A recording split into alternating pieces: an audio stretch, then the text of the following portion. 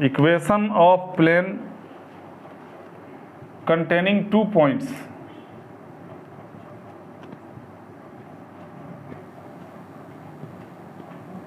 and perpendicular to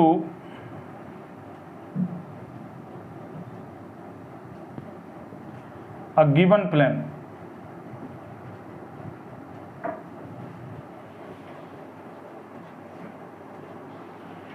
इस बार का concept है इक्वेशन ऑफ प्लेन, एक ऐसा प्लेन जो 2 पॉइंट को कंटेन कर रहा है, उसके ऊपर 2 पॉइंट गिवन मिलेंगे तुम्हें, और वो किसी दूसरे प्लेन के भी परपेंडिकुलर है, उस प्लेन का इक्वेशन भी गिवन होगा।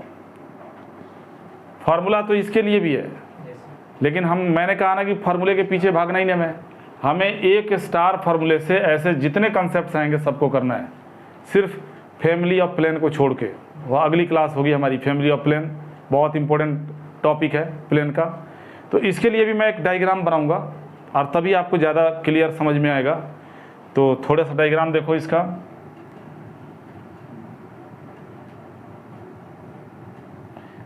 पढ़ाने दो अब।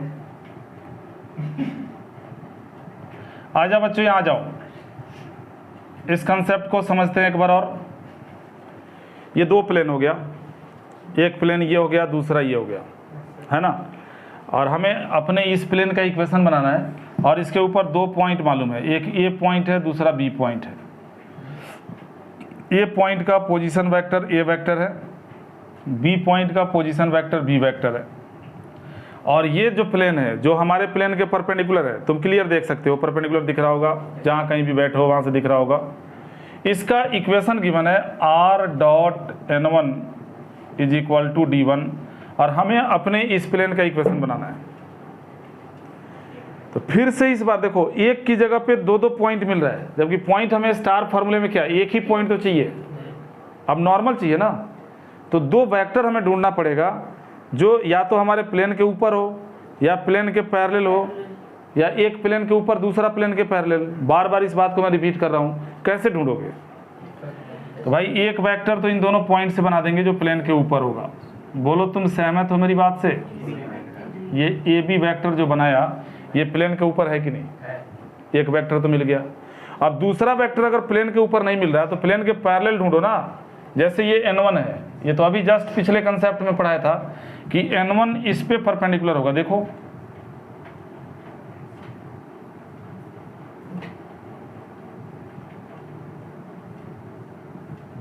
ये n1 हो गया, ध्यान से देखो, जो बोलूंगा वो तुम्हें दिखेगा, क्योंकि तुम आइसोमेट्रिक प्रोजेक्शन में देख रहे हो इसको। n1 जो है इस प्लेन पे परपेंडिकुलर है,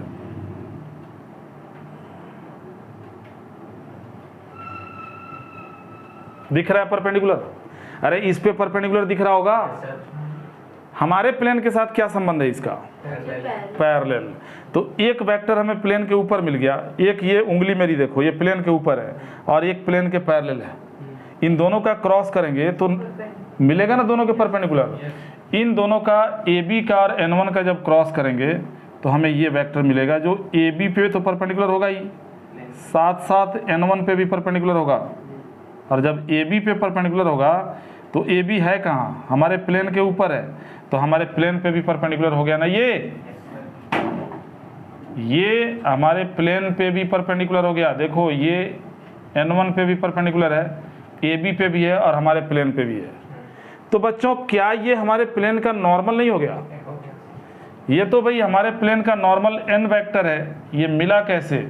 जब हमने ए बी का क्रॉस n1 के साथ किया, यानी ए बी वेक्टर को क्या लिखेंगे? Position vector of B minus position vector of A cross n1। मिल गया नॉर्मल। यही ढूंढना होता है, नॉर्मल ढूंढना सीख लो। ये आसान है या हर कंसेप्ट के लिए फॉर्मूला रटना आसान है? ये आसान है। नॉर्मल तुमने ढूंढ लिया, अब स्टार फॉर्मूले में डाल दो, यानी रिक्वायर्ड प्लेन क्या बनेगा? Required plane is r dot normal. Normal की जगह पे क्या लिखोगे?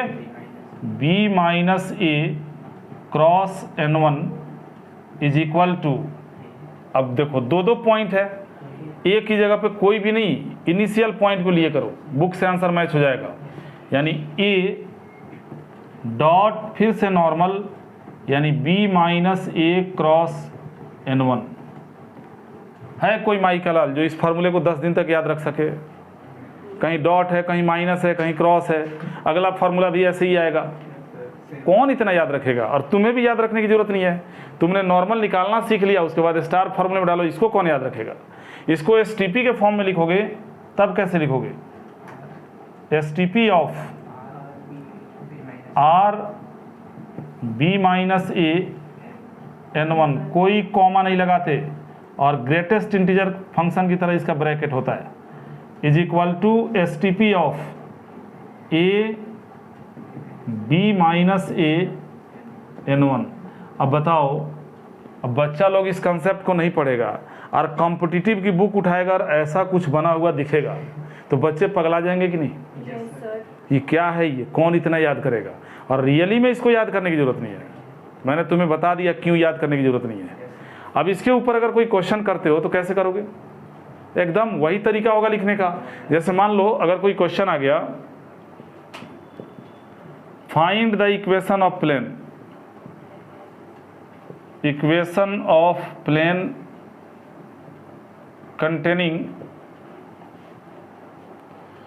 containing the points 1 to 7 and -2, 5 to perpendicular to the plane, perpendicular to the plane x plus y minus 2z plus 5 is equal to 0।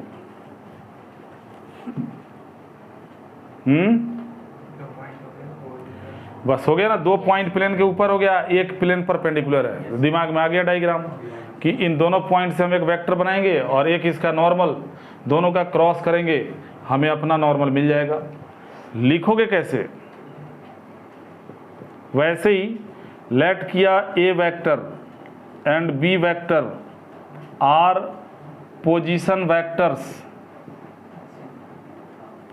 Vectors of given points lies on the plane N1 vector is normal of given plane where.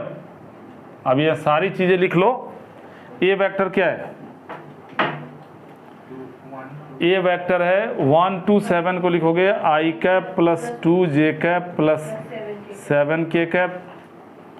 B vector क्या है? B vector -2i cap plus 5j cap plus 2k cap. And normal N1 क्या है? यानी जो plane का equation ये दिया हुआ है i cap plus j cap minus 2k cap. If point छोड़ो, इसकी जरूरत नहीं है। ए बी वेक्टर क्या बनेगा फिर? Position vector of B minus position vector of A. B में से ए को घटाओगे तो क्या मिलेगा? -3i cap plus 3j cap minus 5k cap. ये ए बी निकल गया। लिखोगे क्लियरली, दोनों वेक्टर हमें मिल चुका है, एक ए बी वेक्टर मिल गया प्लेन के ऊपर और दूसरा N1 वेक्टर हम निकाल चुके हैं। ये रहा N1 वेक्टर दिए गए प्लेन का नॉर्मल। तो clearly required normal N vector is equal to A B cross N1 होगा ना? अब क्रॉस करो i j k। A B को पहले डाल दो, -3 -5 दिख रहा है ना, और फिर उसके बाद N1 को डाल दो, ये नॉर्मल N1 है, 1 1 -2 और इसको एक्सपेंड कर दो। एक्सपेंड करोगे -6 + 5 यानी माइनस का आई कैप आ गया, -j इंटू ये छुपा दिया 6 + 5 11 -11 जे कैप हो गया, और k इंटू -3 -6 के कैप हो गया। नॉर्मल मिल गया, और तुम्हें पता है कि ये ए वेक्टर इनिशियल पॉइंट को हम ए वेक्टर मान के इसमें डालेंगे, जो हमारा स्टार फार्मूला है डाल दो। रिक्वायर्ड प्लेन क्या होगा, required plane is r dot normal, normal means -i cap -11 j cap -6 k cap is equal to a dot normal, ये रहा a, ये रहा नॉर्मल, इन दोनों का डॉट करना है। i का i से कर दोगे -1, और j का j से करोगे -22, और k का k से करोगे -42। एक बार और सब में से माइनस गायब कर दो। r dot I cap plus 11 j cap plus 6 k cap is equal to 64 और 1 हो गया 65। यही तो आंसर है। या इसको लिखोगे x plus 11y plus 6z minus 65 is equal to 0। दोनों में से कहीं भी छोड़ सकते हो, वेक्टर में भी छोड़ सकते हो, कार्टेशियन में भी छोड़ सकते हो। तो आप पे फोकस करोगे, जो कंसेप्ट मैं डायग्राम के थ्रू समझा रहा हूँ, तो 3D तुम्हारे लिए कॉम्पिटिटिव लेवल तक का भी बिल्कुल सिंपल हो जाएगा, तुम्हारे लिए आसान हो जाएगा। बंद कर दिए क्या? ठीक है। अगली क्लास में हम आपको पढ़ाएंगे फैमिली ऑफ प्लेन। आप RD शर्मा की बुक उठाइए और उसमें आपको होमवर्क मिल जाएगा, जो 27 चैप्टर है शायद इसका प्लेन का। अभी मैं लिख दूंगा, यहाँ पे लिख के तब फोटो भेज दूंगा। RD से आप ये कंप्लीट एक्सरसाइज कर सकते हैं।